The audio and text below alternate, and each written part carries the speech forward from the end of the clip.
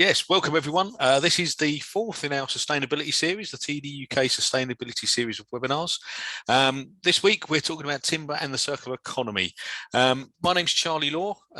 Just a bit of background on me. I've worked in the construction industry for well over 30 years now, 12 of which were spent heading up environmental management at BAM Construct UK, where I spent a lot of my time looking at waste reduction and responsible sourcing and combined that over the years into looking at circular economy. We're now advised a number of businesses, including Lendlease, Kia, and HS2 in the past, on how they can incorporate circular economy into their business. Just a bit of background: this CPD has been developed in conjunction with PEFC, who are sort of one of the largest forest and timber certification programs in the world. So moving on, just a few domestics really. If you want to ask any questions, if you could just type those in the chat box. Obviously there's some varying different places that you might find that depending on what device you're using, sometimes under the three dots, sometimes on the bottom of your screen. So if you want to ask any questions, please feel free to do so. Stick them in the chat and we'll try and ask them as I go through, or if not, we'll if I can't answer them as we go through, we'll pick them up at the end. The other thing, if everyone's on mute at the moment, so we don't need to worry about that. I don't think you can hear with this particular system. We won't be able to pick you up anyway. But yes, so just please answer in the chat. That'd be great. Okay. So just what we're going to cover today, we'll talk about what is the circular economy. We'll explain what that is. We'll talk about how timber fits within that circular economy, how responsible sourcing of timber can help with that process. We'll look at designing in timber for the circular economy, how we should be designing in the future to meet those requirements, and look at maybe touch at the end on some of the circular economy business models that we want to incorporate into that going forwards. By the end of the CPD session, hopefully you'll have a better understanding of all that, and we will be sending CPD certificates out. So if you just hopefully make sure that your full name, excuse me, is on your was on your registration. We'll be using that and your email address to send out your CPD certificate from PFC at the end of the day. Okay then. So what is the circular economy? Basically, you know, back when I started in the industry, obviously well over 30 years ago, there was really no thought of where resources came from, what we did with them. We basically took materials out of the ground, we made stuff with them, and we disposed of it at the end of the day. And that's what's known as the linear economy. You know, so the current model was, we took stuff out of the ground, repaired, material production, make, dispose of it, and you would install that product, we might use it. There might be some repair, but in a lot of cases we didn't. We just replaced for new, and what was left we disposed of, and and most of that went to waste. Now, a lot in the past, a lot of that went to landfill, but nowadays, actually, in the current model, a lot of that goes through what we call materials recycling facilities, or MRFs. And you can see the latest date there. Unfortunately, that is the latest data, 2014. The government has not done any work on construction waste data since 2014. So this is the most up-to-date data, which probably isn't too far out of what it is at the moment. We reckon about 100 million tonnes of waste is produced each year. Of that, about half of that is what we call C&D waste, the remainder being excavation waste. So of that 49 million tonnes, around half of that is going through the MRFs. There's a small amount going straight to landfill, and then quite a bit that's being diverted from landfill. There's a certain amount that's what we class as reused, and when we say reused, it's probably recycled on site rather than reused. It's probably more the official term. So we're not necessarily reusing it. And that would be things like crushed concrete and brick from the demolition of buildings being recycled into aggregates. So not very circular, you know, at the end of the day, because it's being downcycled and not going into high value products. Of the remainder that's going diverted from landfill, probably up to 50% of that in some cases, sometimes more for some of the MRFs that I've seen, is going into what we call energy recovery. And this is where we basically burn that waste to produce energy. In the main electricity, and that means we've lost that resource out the biosphere as well. So you know, whenever we burn stuff, we're losing it. So, and then you've got a certain amount there the remainder that's going into some sort of open loop recycling, and that's what that squiggly line is. We don't really know where it goes. It goes into recycling other metals, but there isn't any closed loop there.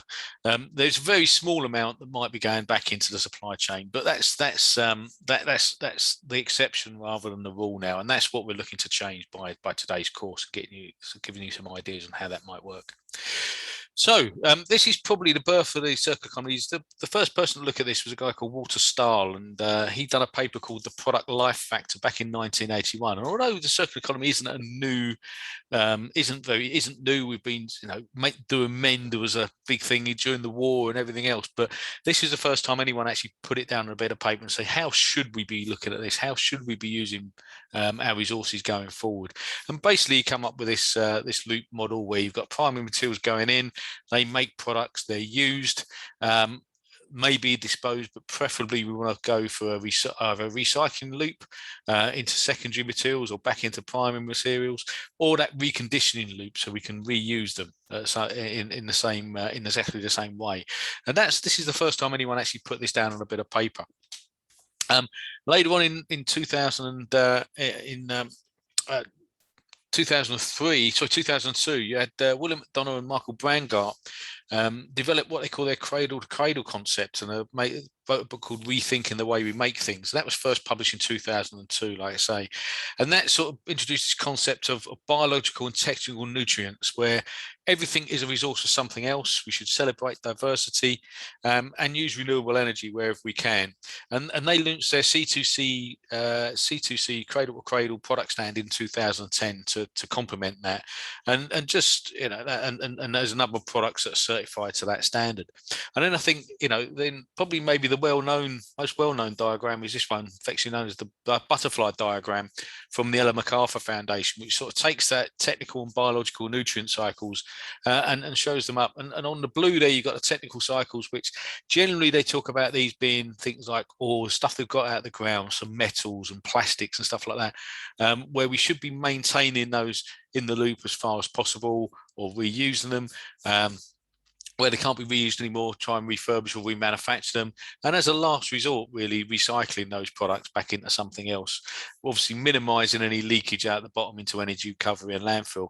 You've then got on the left there our biological nutrients, which are things where timber would fit in, and you've got this what they call a cascading recycling, where it gets downcycled. But I think this is where we need to look at some timber products and maybe keep them in that technical cycle and make sure they're maintained first. And that's the only criticism I've got of this diagram, is it sort of seems to think that timber just has to be cascaded down, when I think we should be looking at keeping that as a technical nutrient. But that's where we are at the moment. I've sort of tried to develop this into how this would work in the construction sector. And for me, the way what we need to be looking at is we've got our raw materials and things like timber, we've got our aggregates, and we've got things like oil-based products and plastics. So the first thing we need to do is try and remove that oil-based products and just use natural materials wherever possible. We then need to look at our production, make sure that that's using renewable energy wherever possible. We then need to look at our business models, and we'll come back to this, but do we, at the moment, we probably sell everything that we buy, everything that's bought is bought as an ownership model, rather than looking at leasing and servicing models. And we'll touch on that later on as well. We then install that product, and we need to make sure that all of the byproducts and waste material from those processes is recycled back, preferably in a closed loop system, into new products. We've then got our installed product, which is used. We need to make sure we maintain that to keep that in the loop for as long as possible. And only at the end of its life, when that service life has been optimized as much as possible, do we then deconstruct and disassemble that product. We should make sure that those products are able to be disassembled so they can either be reused, refurbished and remanufactured into new products, or as a last resort, recycled into a raw material so they can be incorporated back in to another new product. And any leakage out of that cycle must have a defined use. So, this is our defined uses bit on the side there. So that's the model that we're going to be working to going forward, and hopefully that will reduce the amount of material that goes to waste going forward. So timber and the circular economy, how can timber work? Well, timber has actually been doing a reasonable job up till now. This is a diagram that was produced back in 2009 by CEI Bois, which is the European timber industry, and it sort of shows some of the roots of timber and what happens to it. And I've actually added to this over the years. We've added a few more in. We've got landfill there, and we've got stuff going into animal bedding and surfaces rather than just panel boards and insulation. And obviously we've got that carbon dioxide being absorbed back into the woodlands as well. So this is more of the circular economy that we're looking at the moment for timber. And just to put some numbers on that, less than 1% of timber now ends up in landfill. A lot goes into energy recovery, too much in my mind. 69% they're going for energy recovery, and very little actually being recycled into things like animal bedding and panel boards. And the long-term use one is the one that I want to see more of there. We want to see more timber being recycled into things like panel boards and insulation going forward, so we can lock that carbon up that's held in that timber product for a lot longer than just one use. The bit we don't know so much about is what's maintained, how it's maintained, how well it's maintained, what's reused and refurbished. At the moment, we believe it's very little, and what's remanufactured. Again, we believe that's quite small at the moment, but there are no numbers on that because they aren't classed as waste activities, so there's no official figures for that. But we think that's actually quite low at the moment, a lot lower than it used to be. But there is also a demand, increased demand for timber. Now we've got timber frame offsite manufacturing demand. We've got the Argent there, sort of just a few months ago, announced their new Brent Cross development, which they want to do a lot of work on there in timber. So there's a lot of demand out there for timber buildings going forward. So how do we meet that demand going forward and make sure that we don't put too much pressure on the existing resource? Just on the softwood side, on what we actually consume each year, we consume about 9.5 million cubic meters of softwood timber each year, and along with that, a lot of softwood products, so particle boards, OSBs, fiber boards. Those are all made out of softwood. So the vast majority of the materials used come from our softwood forests generally in Europe. And we'll show you where they come from in a minute. We've got a small amount of hardwood, sawn hardwoods there, and then quite a significant amount of plywood, so just over 1 million cubic meters of plywood there. The majority of that is hardwood plies, so coming from a long way away.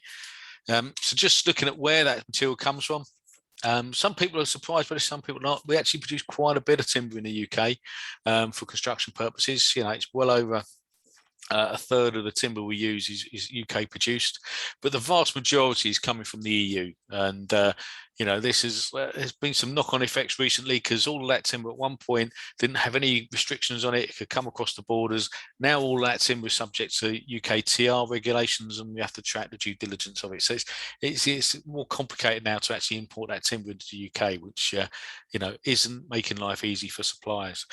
You've then got stuff coming in from other places around the world, such as China, Russia, Brazil, Canada, and they're all producing different products. So China's mainly plywood, Russia, softwood timber, Brazil is mainly plywood. And so there's quite a bit of timber coming in from all around the world. We are a net importer of timber, and we are actually the second biggest net import of timber, and the only place we're behind is China.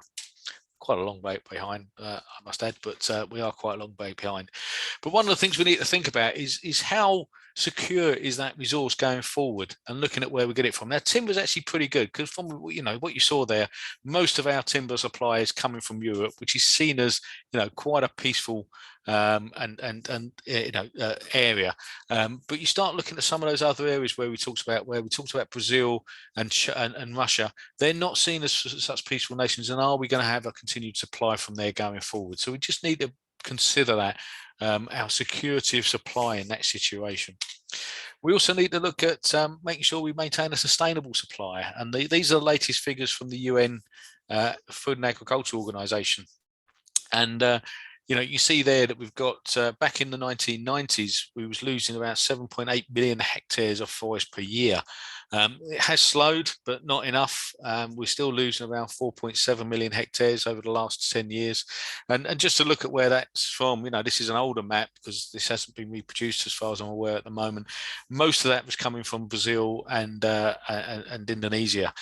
Indonesia has taken a lot of action over the last few years, so I'd hope to see that it's gone down over the last few years with the implementation of FLEGT. But South America and Africa are still seen as in a state of deforestation, and places like Brazil are using in effect 3.5 football pitches every minute are being chopped down in Brazil. So it's a massive loss there. Contrast that to the northern hemisphere, and you've got most of Europe is in a state of flux or positive, to growing forests, the same as North America, and China is actually is seen there. You can see that's actually growing by more than 500,000 hectares a year, and I think you'll see places like India and Pakistan being added to that list as being growing nations as well going forward. And just some of the other drivers, things like BREEAM, CEQUAL, SCAR, DGNB, Estadama, Green Star, have all got some form of circular economy requirements in them. And I know I was talking to BREEAM; they've just released a paper saying they want to include more circular economy initiatives in their new in the new scheme that they're looking at the moment. So just have a look at that if you get a chance online. So responsible timber sourcing, how does this fit in? Well, the good news is the majority, like I say, of forestry and near enough all the timber that comes into the UK, if not all of it, is from responsible sources, sustainably sourced. And it's generally done in two ways. You've got a picture on the left there, which is a softwood forest, and this would be similar. This is the UK, but this would be similar in Europe, where you've got you plant the trees. They're generally thinned out over various periods for about 20-25 years. They'll be thinned out, and small amounts will be taken out for things like panel boards and fencing. And at the end of the term, the trees will be clear felled, and that timber would go back into your structural timbers. And then that area will be replanted for new timber. And that's a cycle that's been going on for years and years in many nations. The other way that you do it is the photo on the right there, which is the hardwood, and this is sort of Malaysian hardwood. And this is what we call selective felling, where you go into the forest and you only take out one tree, maybe in an area of 3 or 4 football pitches every year.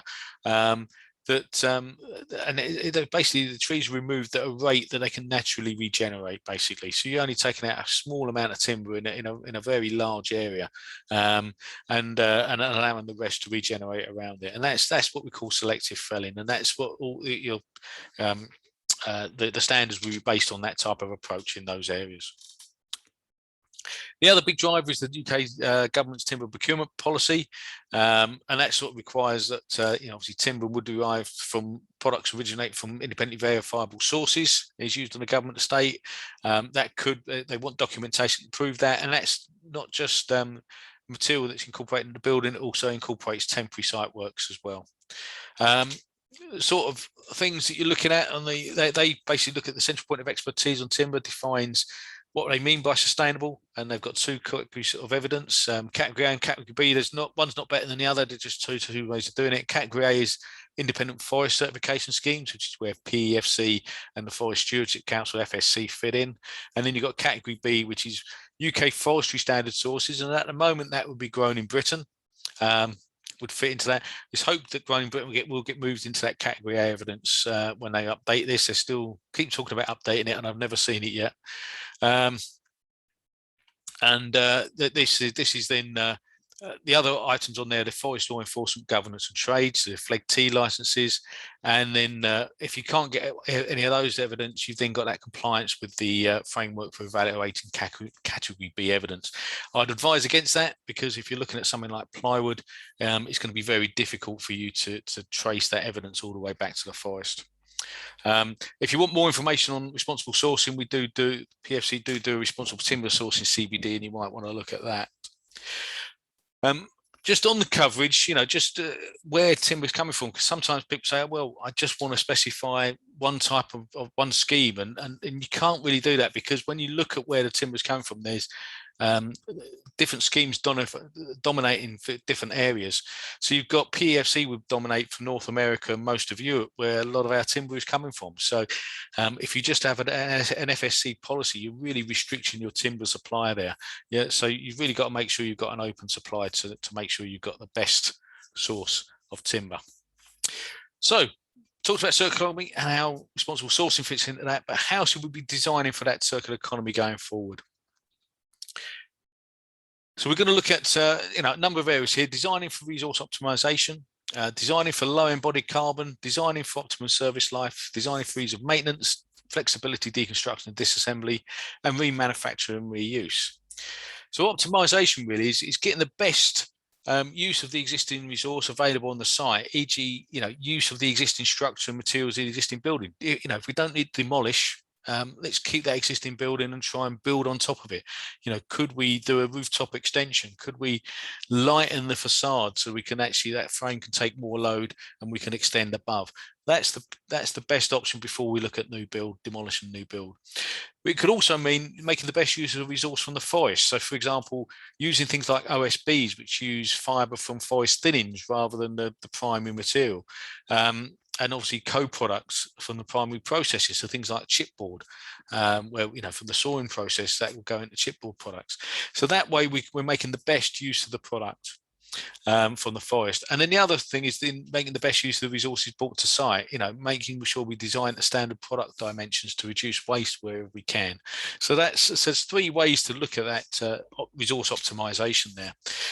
Just to give you some examples, this is probably one of my favorites, where the Allianz HQ in the Netherlands, big complex there of different buildings, all made in the 50s and 60s, I believe, all concrete, precast concrete buildings, not very good from an energy point of view. And the owner wanted to redevelop this site, and his first thought was, we demolish everything, we start again. But the architect came in and said, no, we think we can do something else here. We can repurpose these buildings, we can reclad them, insulate them, and make them look better. And this is what they came up with at the end, was this nice airy atrium level in between, and that's the final finished building. And all those timber sections you can see poking out the sides, that's those original concrete buildings that have been reclad and insulated. So it just shows that you can make an old building up to modern standards, make it look good. We talked about using the best use of resources, so things like Sterling board and Nor board. Now West Fraser make Sterling board. They make OSB products that can be used within walls. So rather than using things like plywoods, we could use these sheet materials like OSB in walls as mattresses, etc., to take heavyweight materials that can be fixed to the walls. And then you've got things like Smart Ply, probably by Medite, which is the Norboard's biggest competitor. Things like a specialist product like this Smart Ply Pro Passive, which is in effect is an already coated board. So all you need to do in that is, if you're doing a passive house building, is tape the joints, and there's no additional work to be done. Other items that we're using the best resource of the materials, things like I-beams. So this one uses like a ply type on LVL type lumber for the top and bottom, and then uses an OSB for the web. So again, making real good use of the resource that's available to them, and things like laminated veneer lumbers as well. But also we need to look at other maybe products, so things like bamboo worktops. This is one from Wicks, and hempcrete products. So do we have to use timber? Could we use another natural fiber product rather than timber to make the construction? We need to obviously design for carbon negative grade gate. We like to sort of change the message around this is carbon storage in this. So there's obviously a certain amount of carbon that's stored in that timber. It's then released back into the new product at the end of life. And if you look at our carbon publications that are coming out soon, that'll explain this a bit more. But you can see there that the actual processing, so processing the timber, felling it, kiln drying it, distributing it, is still a very low carbon process. So let's say cradle to gate is actually storing carbon and not emitting carbon at the gate. And then, looking at using different options. So this is sort of a mixture of, do we use timber instead of concrete? So this is the Savile building. And it's using, again, it's being resource efficient here, but using a timber structure. So this grid network using locally sourced timber from the Crown Estate where this building is, and making that into a nice lattice grid shell roof rather than using, say, a steel frame building. So things like that we need to look at. And there's some good examples of where a lot of the factories, we talked about being energy efficient and using renewable energy, and this is an example of VHAG in Austria, where they actually generate around 38 gigawatts of renewable energy per annum from biomass, so around 10,000 tons of sawdust and offcuts, and that's enough energy to supply all the plant's electricity and heating needs, including their kiln drying, and any excess offcuts are sold, and excess power is actually sold off to the grid. So good examples there of how we might be able to use the waste material to produce energy there for the material. So looking at designing for optimum service life, we need to look at a couple of things really. We need to look at our service life of our products over the years, and we need to look at, should we try and use products more than once? So, for example, a flooring system here. This one's from Cause, where you can where you can lay it down, and actually it sort of can be used over and over again. And I know people used to use this in the exhibition industry, used to use this flooring because they could put it down, take it up, move it to the next site and put it down again, and used it a number of times. We need to look at making sure that the facades and windows and everything else of our buildings will last longer. So we need to look at how we can extend that service life to last more than maybe the current expect of timber, which might be 20 or 30 years, to more like 60 years. Similarly with the cladding, we need to get them to the same period of time. And obviously we need to make sure that our frame will last that 120 years or plus that we need it to last. So those sorts of areas we need to look at. Just to give you some examples there, we need to, so timber selection is a big thing. We need to look at, for cladding, for example, look at durable species, whether that's softwood or hardwood species. This is, softwood species here is Western red cedar, or you can use or larch, or you could use hardwoods. And this one on the right here is, is a sweet chestnut, or oak would be a similar product.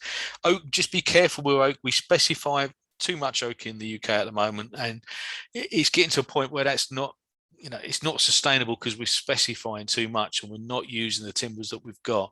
So we should be looking at, rather than oak, maybe looking at sweet chestnut, finger jointed, and other types of timber, maybe thermally modified, which we'll touch on in a minute. If we need to make it last longer, we need to make sure we're using treated timber, making sure we're using the right timber in the right place. So for chemical treatments, use class 2, make sure you specify where it's going to be using and what the use class is to make sure you get the right timber. Too many specifications just say, treated timber joists or something along those lines, but you need to say where it's going to be used. In most cases, use class 2 is fine. So what you'd use for floor joists, rafters, etc., would all be used class 2. Once you start looking at external joinery, anything that's in contact with the ground needs to be used class 4, and even if it's above ground, uncoated, you need to make sure you specify that use class 3. So look at the WPA website. But one thing to be wary of there is chemical treatments could limit that future reuse, and this is one of the things you just need to be wary of. There's a lot of work going on at the moment where historical treatments are now making certain timbers be classed as hazardous and need to be disposed of as hazardous waste. As a new bit of guidance has been released through the Wood Recyclers Association and the Construction Demolition Waste Forum that tells you what timbers are and are not hazardous at the end of life at the moment. So we need to, where possible, we need to try and limit this and look at alternative treatments maybe. And they might be these modification techniques. You've got things like Kebony, which is treated with a fluorovial alcohol type product.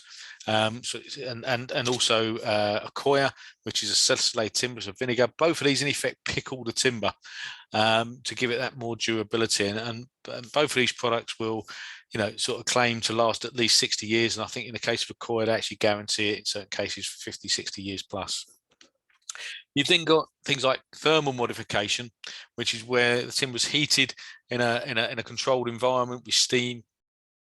And again, it modifies the timber, and you've got hardwood and softwood products. So brimstone is a UK hardwood product that's using underutilized timber such as ash and sycamore and popular, or you've got the softwood thermowood equivalent there. Both exactly the same process, but again, they will make that timber more durable, nearer to use class 1 durability, or durability, class 1 durability, not U class A, class 1 durability, and that will make that timber last a lot longer in those environments. We then need to look at not just the intensity, the optimum use, but the length of use, but also the intensity of use. And could we reuse certain products a number of times? For example, we've got hoardings and pallets, which are 2 timber products which are used for a short amount of time and then generally disposed of in a skip. In the case of hoardings, we should be looking at using reusable systems. This is a system called Hoardit, which I know Kier and BAM, a few others have used in the past. And it's based on concrete blocks with a steel upright that clamps the timber in place. So no fixings go into that plywood, which means the plywood lasts a lot longer and can be reused on a number of projects. And let's say that would be used 4, 5, 6, 7 times, maybe, those bits of ply, if you treat them right. The other, obviously, pallets. You've got things like Pallet Loop, which is just coming on board now. This is due to launch soon, and this is basically a reusable pallet that's going to go around the system based on a deposit model, which again we're looking to get at least they're looking to get at least 5 uses out of that pallet before it's totally replaced through replacing the timber. And we're not looking, they're not saying, oh, we're going to throw that pallet in the skip. Basically, what happens is if something gets broken on that pallet, a slat or gets broken, that will be replaced. And they're basically saying they might have to replace that 5 times. So in effect, you're reusing that product over and over again. And that's, again, making much better use of that resource that you're getting from the forest, allowing that to be reused in construction. Just an example, pallets, we use something like 600,000 cubic meters of timber to make pallets for construction materials each year in the UK. 600,000 cubic meters.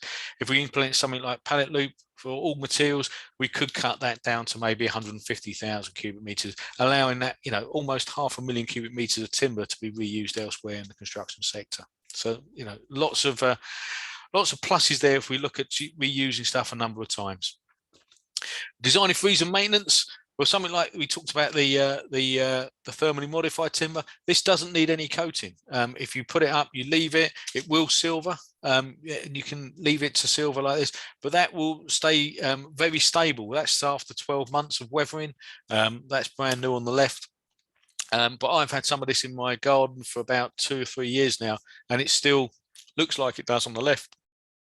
Very stable, hasn't moved at all. So if you do something like that, you then don't need to send someone up there to recoat it, repaint it.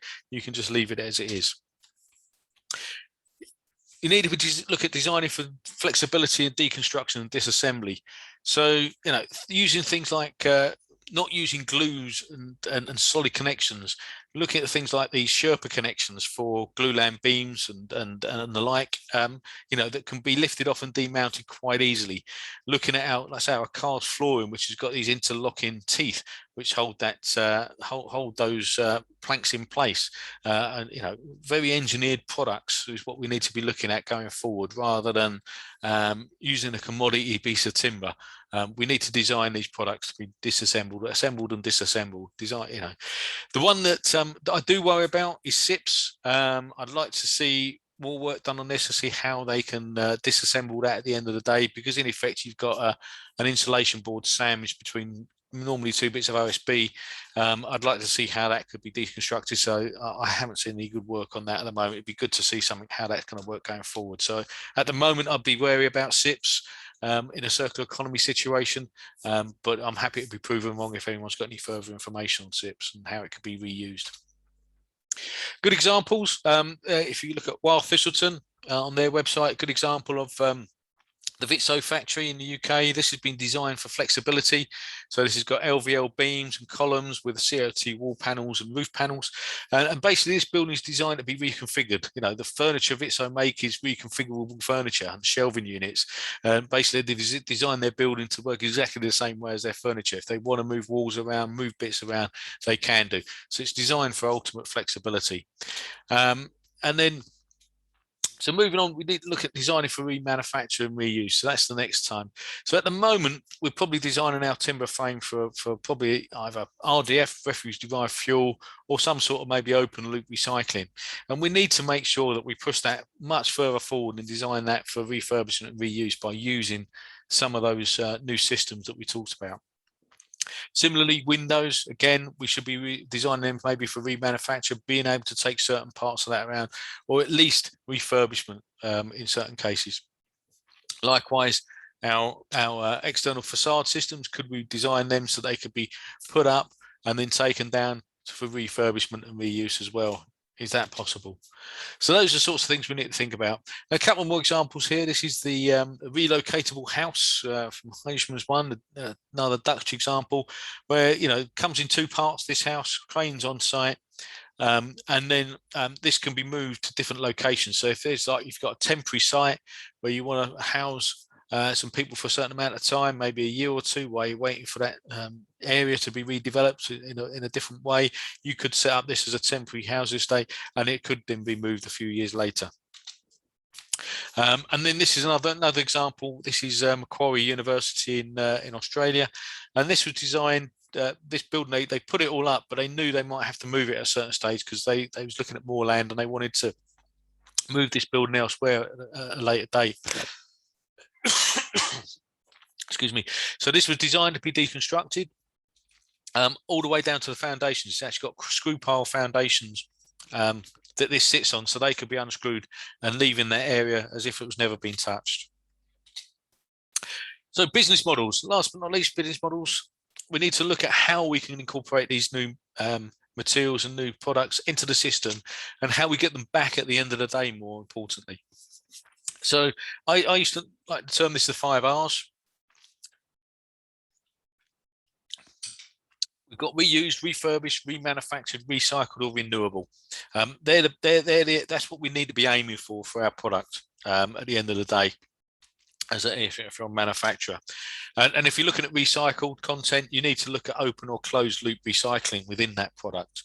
And for the top half there, the best thing is to maintain ownership of that. If you're a product manufacturer and you want to get the product back to refurbish it or to remanufacture it or have a closed loop raw material source, best way to do that is to maintain ownership of the product and put it into the market in a different way.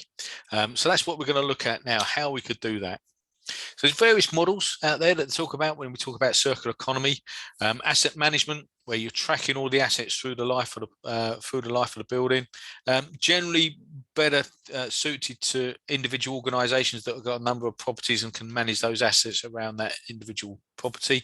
You've got things like collaborative consumption, where it's shared by a group of people, a group of companies share tools or products or plant, what may be. You've got things like service models, where the product might need some sort of maintenance for a defined period of use. Hire and lease type arrangements, where we use hire a lot for plant at the moment for short term, but why couldn't we use that for maybe long term materials as well? Incentivized return, so we're rewarding that return, whether that's through some sort of that could be a deposit type model as well. So you charge a deposit at the beginning, so you're incentivized to return that product at the end, or it could be, you know, you're willing to pay a certain amount for that material when it's returned at the end of life. And the last resort should be that purchase. But if you're purchasing that product, it should be designed for long life. So let's put our products back on the table here with short and long service life. We've then got our maintenance regime that we might need here. And from that, we can start to see where we might be able to fit some of these products in. So things like flooring, where we've got maybe a shorter service life, but it does need a certain amount of maintenance, i.e. it needs cleaning, it might need sanding at some point in the future, and re-oiling. You might be able to do that under a service contract. So you say, right, we're gonna put this floor in and we're going to service it for the next 10 years and we'll charge you so much a month for the use of that product.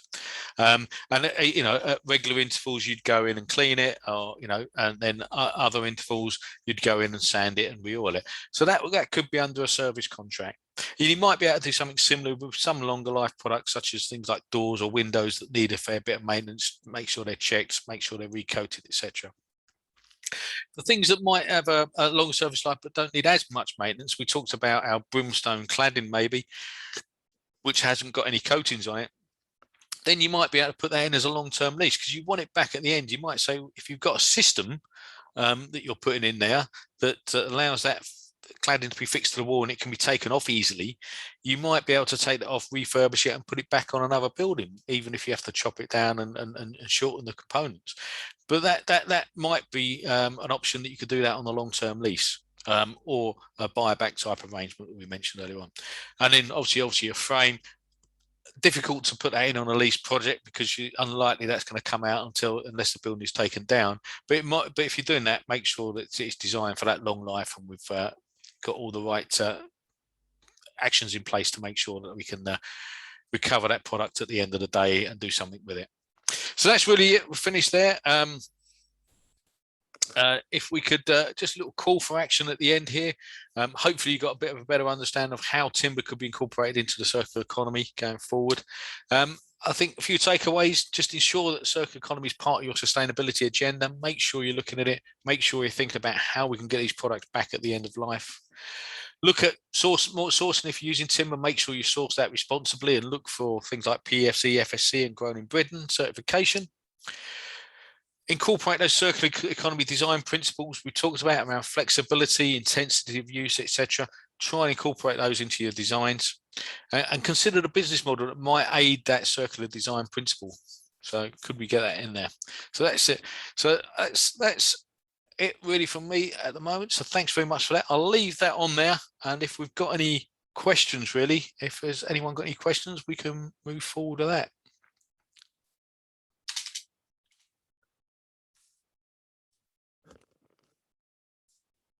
So, nothing in the chat apart from some hieroglyphics, but if anyone's got any questions, if you want to ask those questions.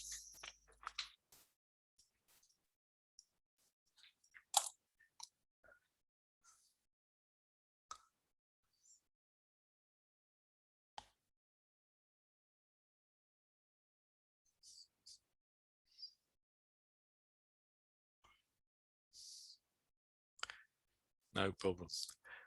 Okay, no particular questions coming in there.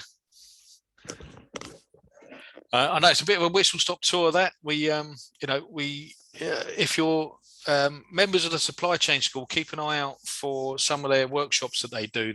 We do a longer workshop, a 3-hour circular economy workshop with the supply chain school. So if you do have any, if you want to go into this in a bit more detail, particularly if you're a manufacturer, I think that's very useful for that. Very, very good to keep an eye out at the supply chain school workshops there. But like I say, if you've got any questions, we're still here for another sort of 5-10 minutes if you want to ask any questions. If not, thank you very much for your time. Really appreciate you coming along today. Hope you found that useful. We will be sending, like I say, Jack will be sending out a questionnaire. Sending out a questionnaire shortly to get you to complete. It's just a quick couple of minutes, a few questions. I think there's only 3 questions on it, and they're all multiple choice. So you just need to tick a couple of boxes just to give us a bit of quick feedback. So if you would, please keep an eye out for that, and please click on the link to answer a few questions. Got a couple of questions coming in here. One from Marta: isn't timber only carbon negative for as long as it's kept in circulation? Absolutely. We've done a lot of work on this. I haven't touched on it too much today because we did do a big presentation on this last week. But basically what happens, how timber works, timber sequesters the carbon from the atmosphere, carbon dioxide from the atmosphere, and stores that carbon in the cellulose, in the actual wood itself. Now, on average, if you look at a bit of softwood, it's around 730 odd kilograms of CO2 would be extracted from the atmosphere per cubic meter of timber, and that carbon is stored in that timber for as long as it's there. Now, when you're doing, there's different rules, different ways of doing it, but when you're doing like an LCA assessment, you can you can take account of that carbon in that piece of wood if you're doing a whole life assessment. So you take account of that 730 kilograms, you show that as a negative figure, and it will show as being a negative carbon negative figure all the way to the end, but then you have to add it back in at end of life. So you have to assume that that product goes somewhere else. Now it may go into another, at the moment we saw there 20 or 30% goes into another product. So that carbon, it is then passed on to that next product. So it's not emitted to the atmosphere in that situation, but it's passed on to the next product. And that new product, for example, a piece of chipboard, then takes ownership of that carbon, and that's basically how it works. So in effect, it is only carbon negative while it's kept in that particular building. It then will show as but if you do a whole life assessment, it will show as a carbon positive in all cases, really, because you will always have a little bit of carbon emissions in the production side and things like delivery to site, but generally they are a lot lower than equivalent construction materials. So that's so absolutely right there. Any other questions coming in? Is there a recovered timber marketplace from Jack? There is. There something we're sort of looking at in other areas to try and see if we can improve on that. There are lots of little organisations that deal with timber. For example, the Community Wood Recycling Project takes a lot of timber, very good from a social point of view as well, because they employ disadvantaged adults and ex-offenders, etc., in their businesses, and they will recover timber from construction sites and repurpose it into things like furniture, or to sell to the local community at a cheaper price than buying new. So there is a market out there. It is quite small. I think the other one you've got is like I say, we mentioned pallets. There is a recovered marketplace there for pallets. At the moment, though, only less than 10% of the pallets that are manufactured are actually go back for remanufacture, and hence things like the pallet loop. Trying to change that and get a new system in place that allows for much higher recovery rates. They're aiming for a minimum 80% recovery rate, and I think, truth be told, they would like to go for similar things to the numbers sort of Chet get in the FMCG market, which is sort of near a 95-98% recovery. So I think the key thing is it's making sure that we design that timber for reuse. If we don't design it for reuse and keep it as a commodity, it's unlikely to be reused. But if you design it for reuse, design it so that it can be taken down easily and incorporated into a new building easily, there will be a much better market for that reused timber and recovered timber in the future. Okay. Any other questions from anyone? One come through from Craig there. Are circular economy principles always positive from a life cycle costing perspective? Is it ever considered as cost prohibitive if you need to design new engineered products, etc.?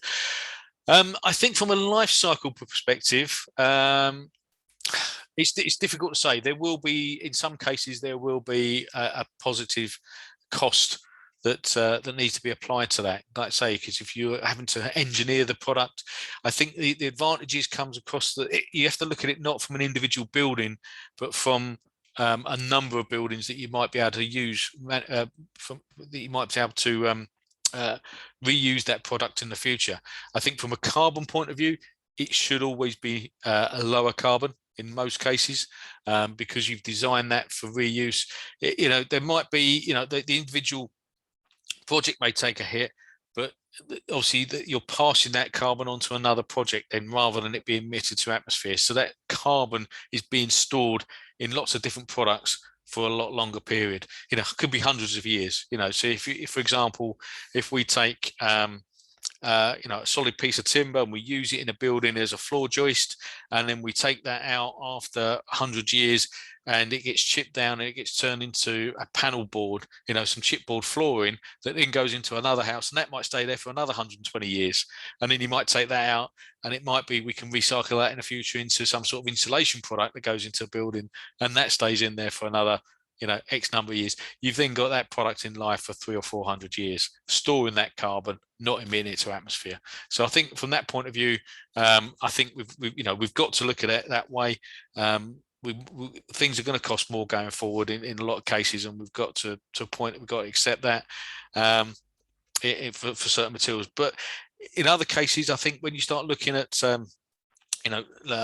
maybe leasing products for a certain amount of time, could that actually work out better for your client because they've not got that upfront cost? So, for example, if they had to buy a product, they're likely going to be borrowing money from somewhere to pay for that product. Whereas if they leased it over a certain amount of time, it might cost them, maybe the same amount of money as if they, what they're paying on the loaned money that they've borrowed. The interest on that might add up to what they'd pay for a service fee. So, these are new models, and no one's really sure because not a lot of these don't exist yet. So we just need to be wary that they're not in every case, and I think in a lot of cases it will work out cost positive, I think, in that way. Another question here from Duncan: can you touch on the cost of reuse? We tend to find that asking contractors to repurpose materials ends up costing more than buying new. That's similar to that last question, really. Repurposing materials. Again, I think it comes down to what we're talking about here is designing for reuse. If we design for reuse in the first place, and we design stuff to, for example, using quick release connections such as the Sherpa or Rathablast type connections, where you can actually lift that product out as part of the demolition process. That's a lot easier for that contractor to do, and there's more chance of it being reused. If you've used bolty connections, it's unlikely the demolition contractor is going to go up there and unbolt that. And if he does, it's going to take a lot longer, and that's where the cost issue comes in. So I think, yes, repurposing materials at the moment that haven't been designed for reuse is quite difficult. I think when you look at the bigger picture, though, if you start saying, right, we're going to try and keep this concrete frame building, looking at it a different way. We've got a concrete frame building with heavyweight facade on it, and we say, actually, we're going to redesign this so we can build, keep all of that and not build something on the top. Then that would be a much more cost-effective use of the building from a carbon perspective and from a financial perspective too. I'd imagine.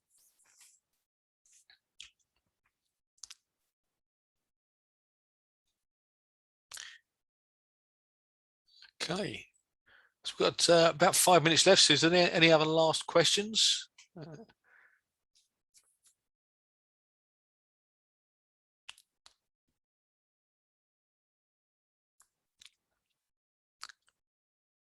Okay, I think that's all the questions that have come through. I say we'll be here for another 5 minutes, but if you haven't got any more questions, again, like I say, thanks very much for your time. Really appreciate you coming along to our webinar today. Keep an eye out for the other webinars. We've got another one next week, probably more aimed at our probably aimed at all members, actually, because it's looking at our responsible purchasing policy and how we might be extending that to a lot of our new members that have come on board. From the merger of what was TTF and Trada, them come together. TTF had a responsible purchasing policy that required members to sign up to certain commitments, and that we're going to be looking to introduce those to all of our other members now that were ex-Trada members. Things around specification and making sure we're specifying responsible source timber, etc. So that's something we're going to be looking at next week. If you want to sign up for that one, keep an eye on the TTF website at the moment. They're all posted on there. And sign up to that one next Tuesday, same time at 1 o'clock. And that will be presented by our sustainability manager, Xiao Ma, and some of our other colleagues at TTF and TDUK. So if anything else that you want to, any other questions, I'm here for another couple of minutes. But if not, thanks very much for your time, and we'll see you on our next sustainability webinar. Thank you very much.